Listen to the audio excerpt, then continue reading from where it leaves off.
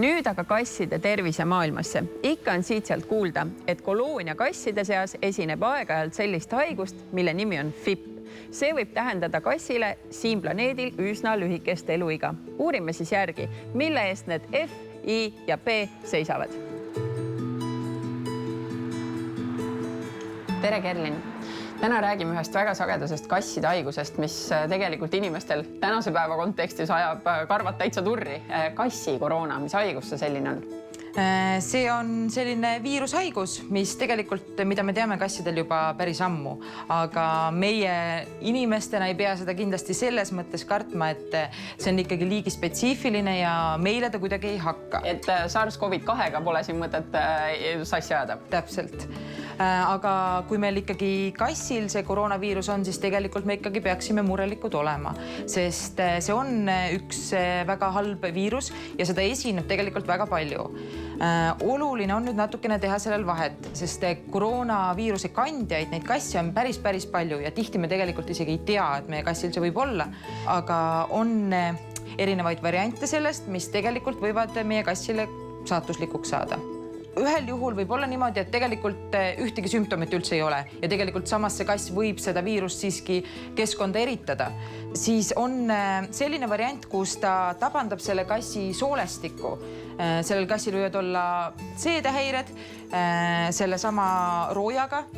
Ta seda viirust eritabki keskkonda, seal rooja sees see viirus istubki ja see on see, mis nakatab. Ka selle soolevormi puhul me ei pea olema nagu nii murelikud, kuid kõige hullem on see, et mingitel juhtudel, mida me tegelikult ei teagi, miks see juhtub, sellest koroonaviirusest tekib selline mutatsioon ja sellel kassil ilmneb FIP. Ja see FIP on siis see, mis tegelikult enamikel juhtudel ikkagi sellele kassile saab saatuslikuks. Ja see lühend tähendab siis kasside infektsioosne peritoniit. Ehk siis temal on omakorda veel kaks varianti. Ta võib olla nii-öelda kuivvorm ja võib olla märgvorm. Kuiva vormi puhul on see, et ta on samamoodi letaalne, aga kassi organismis siis erinevates organites tekivad sellised sõlmekesed ja nemad lõpuks teevad nende organitega niimoodi, et see kass lihtsalt ei pea vastu. Selline vorm, mida me võime nii-öelda ka silmaga näha, on see, kui tekib meil FIP-i märgvorm. Ehk siis sellel juhul võib tekkida vedelik kassi kõhuõnde, rinnaõnde ja sellisel juhul üsna kiirelt, isegi põhimõtteliselt mõne nädalaga võib juhtuda see, et tegelikult see kass sureb. No milliseid kasse koroona kõige rohkem tabab?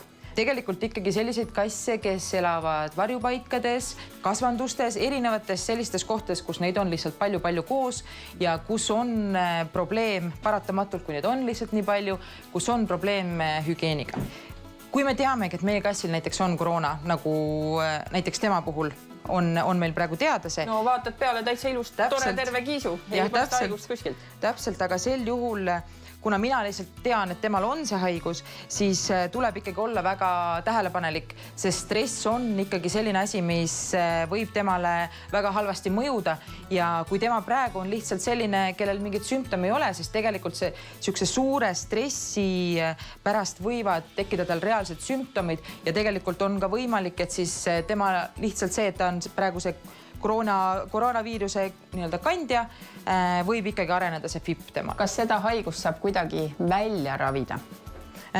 No öeldakse selles mõttes, et põhimõtteliselt, kui ta on lihtsalt see kandja, siis mõningatel juhtudel võib olla nii, et kuna see on tihti nii-öelda noorte kasside haigus, siis mida vanemaks ta saab, kui ta on terve, kui tema immuunsus läheb tugevamaks, siis tegelikult saab teha neid analüüse järjest ja vaadata, et mingil hetkel ei olegi nii-öelda seda temal enam siin kehas. Me võime nagu põhimõtteliselt öelda, et see kaob ära. Aga sellisel juhul, kui on juba tekkinud see FIP, siis tegelikult sellest me ikkagi nii-öelda terveks neid ei ravi. Kas koroona vastu on võimalik oma kassi vaktsineerida? Selle puhul on jah see kehv lugu, et ei ole võimalik vaktsineerida. Et lihtsalt on see, et kui me teame, et tema meil koroonaviiruse näiteks kandja on või siis lihtsalt, kui te teate, et teil on terve kass ja ta näiteks puutub teiste kassidega kuskil kokku, siis kõige olulisem on ikkagi see, et oleks teiste asjade vastu vaktsineeritud ja lihtsalt üldiselt tema see immuunsus oleks alati toetatud hea keskkonnaga, hea toiduga. Ja kindlasti väga palju armastust. Jah, väga palju armastust ja pöidlad pihku ja ega muud ei olegi.